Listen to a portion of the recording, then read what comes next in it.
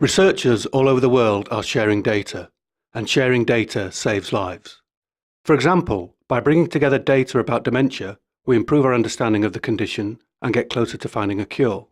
Research funders like RCUK, the Wellcome Trust and the National Institute for Health Research, and publishers like Nature, the BMJ and PLOS now expect researchers to manage their data. This means creating high-quality data, storing it safely, and if possible, sharing it with other researchers. But researchers also have a duty to protect their participants, and this can sometimes seem to conflict with data sharing. We can deal with this in three ways. At the start of a project, we should request each participant's consent to share anonymous data. We should remove both direct and indirect identifiers before any data is shared. However, in some cases, even this may not be enough. We may also need to control who has access to data.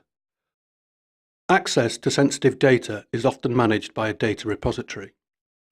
At the University of Bristol, researchers are asked to select a data access level as part of the ethical clearance process. Bristol's data repository has 3 levels of access. Open data is freely available to anyone. Participants have given consent for their data to be shared openly. Any identifiers have been removed. Registration is required in order to access some data. Participants may have given limited consent, specifying that only researchers should have access to the data.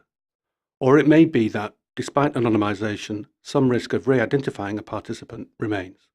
Repository staff check that anyone requesting access to this kind of data is a bona fide researcher and ask them to sign a data reuse agreement.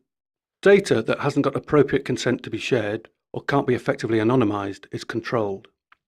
Each request for access to this kind of data is carefully considered by the university before a decision is made. Very occasionally, data will be stored but cannot be shared. Sharing data with researchers from all over the world in a fair and ethical way can be hard work, but by sharing, we make the most of the data which participants have given to us. All you can say is you're doing your best to help other people and mankind, and we won't get anywhere if nobody volunteers or anything. At least you know in your mind you've done something to help people.